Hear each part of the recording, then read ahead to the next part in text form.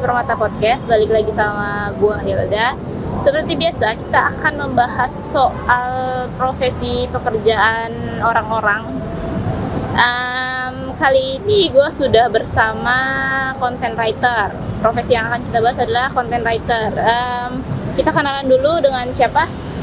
Oke, halo, gue Rino, gue content writer di Top Karir ID. Oke, Mas Rino, kita tanya-tanya soal tugas content writer dan sebagainya ya.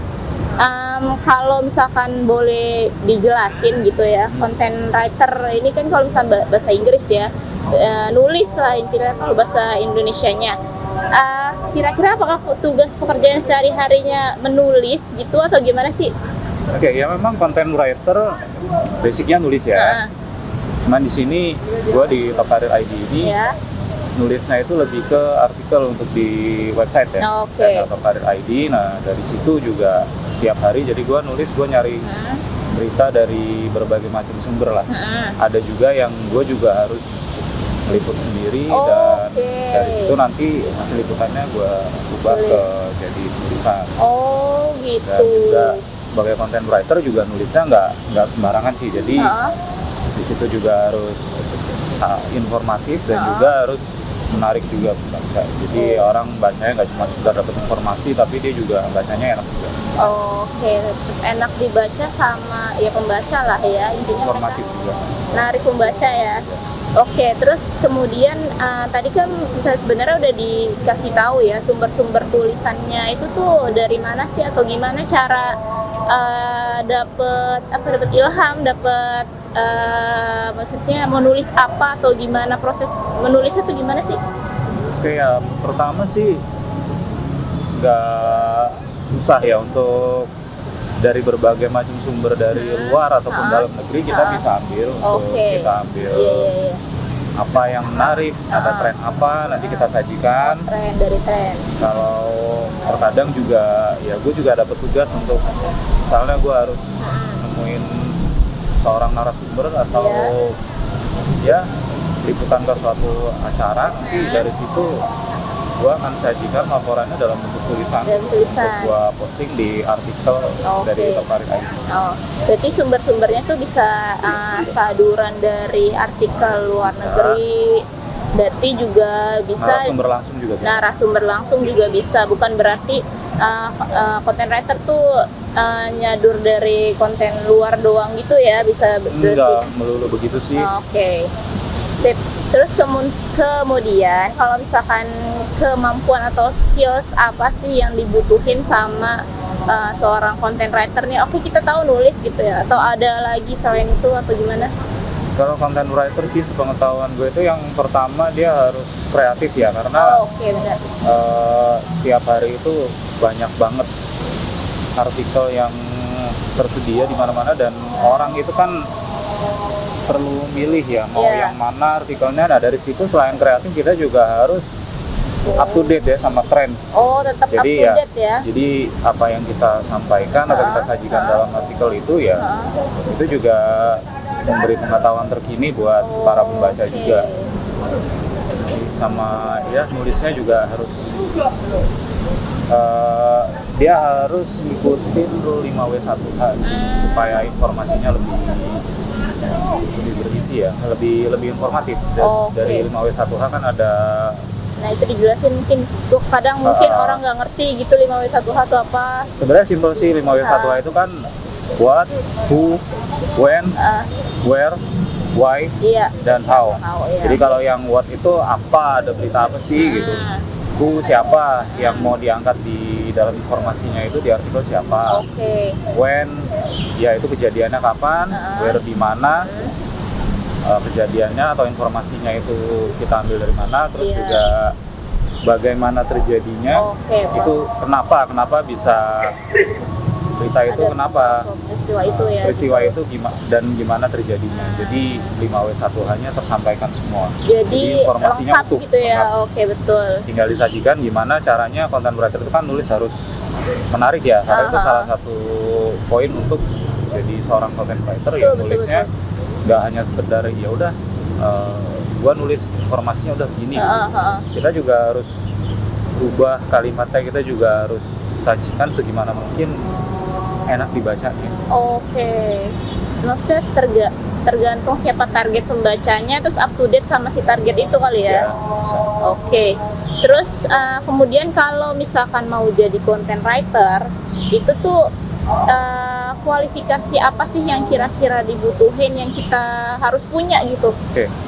Kalau dari pendidikan ya, sepengetahuan gue sih setidaknya S1 dari ilmu komunikasi atau sastra.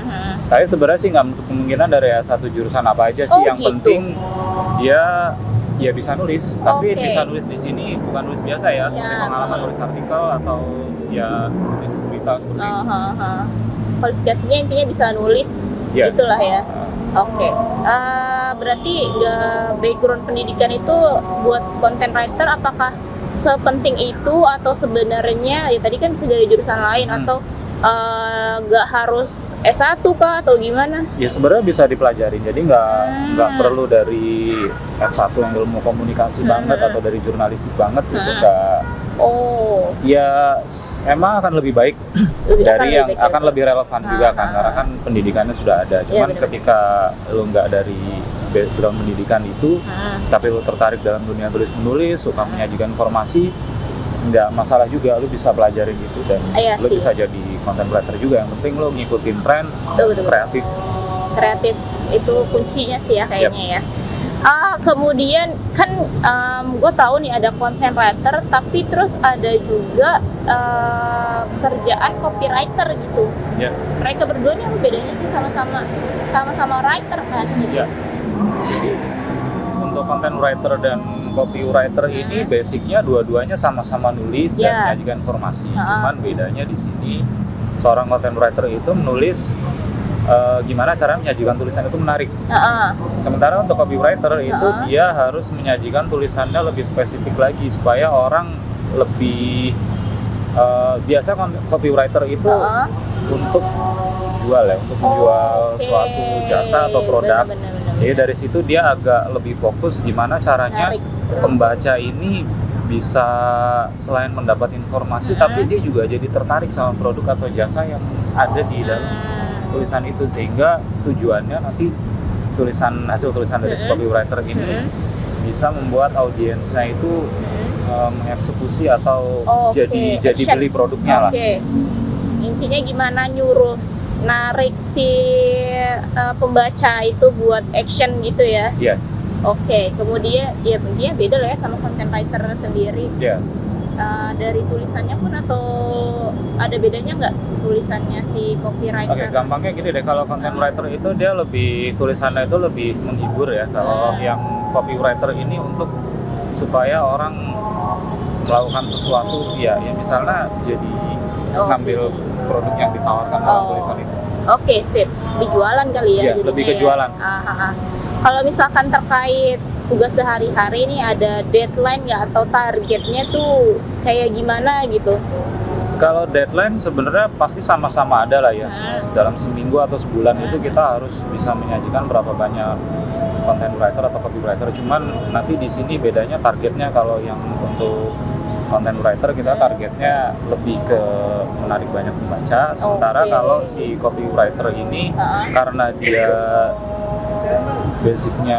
bukan basicnya sih, karena dia lebih ke arah jualan, jadi mungkin targetnya ya gimana tulisan dia itu menghasilkan banyak orang yang bisa ngerti. Action itu lagi tadi ya, produk yang ditawarkan. Oke. Kalau misalkan content writer sendiri targetnya berapa atau gimana, ada deadline nggak? Kalau di pengalaman gue yang gue kerjain sekarang sih ya kurang lebihnya sekitar 7 atau 8 artikel per hari gue harus sajikan di Top Karir ID. Kalau untuk deadline ya setidaknya sehari harus tercapai lah, minimal target tulisan. Kemudian sebenarnya nih ya, apakah ketika nulis harus disertakan sama foto atau enggak sih? Foto kan kita kan kadang lihat kalau misalkan artikel tuh pasti ada fotonya kan, disertai sama foto kan. Itu kayak gimana, atau copyrightnya segala macam kan takut kenapa-napa ya? Iya, jadi kalau tulis ini ya menurut gue sih harus ya pakai foto, Iya. dan fotonya itu juga harus yang relevan, yang menggambarkan Yap. isi dari apa yang si penulis tulis ya. Betul. Jadi dari itu juga tujuannya buat menarik audiens sehingga dia mau baca ini deh. Ya, ada visualnya gitu Ada ya. visualnya. Nah kalau untuk tata caranya sih sebenarnya yang penting lo perhatiin copyrightnya aja sih, jangan asal comot gambar orang. Karena kalau asal comot gambar orang itu ya bisa kena copyright, dan itu nggak murah.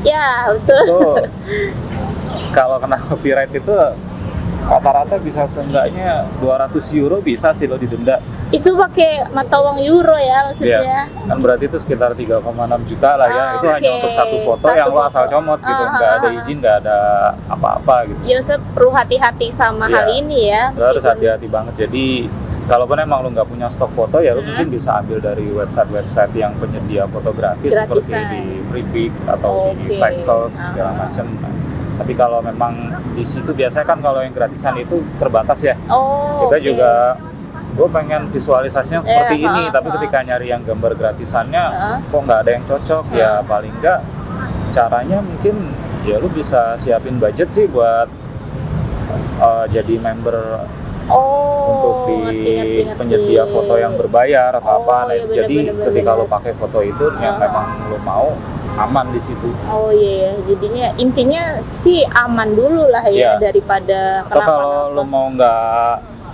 atau mau lebih amannya lagi sih ya, lo mungkin agak capek sedikit ya bikin foto sendiri sih. Oh, benar. Lo bikin tim sendiri, lo Iya, punya benar. fotografer sendiri, lo request ke dia mau Iya. gambar apa, ya udah itu sendiri yang mau ambil. Itu kan jadi dok pribadi lo Ya sendiri. betul. Lebih aman dan kitanya juga jadi puas ya. Ya, Tahu. lebih sesuai pula. Sip. Oke, Mas Rino, terima kasih sudah Ya. mau berbagi soal Oke, pekerjaan content sama-sama. writer. Terima kasih juga buat yang sudah nonton. Sampai ketemu di video selanjutnya.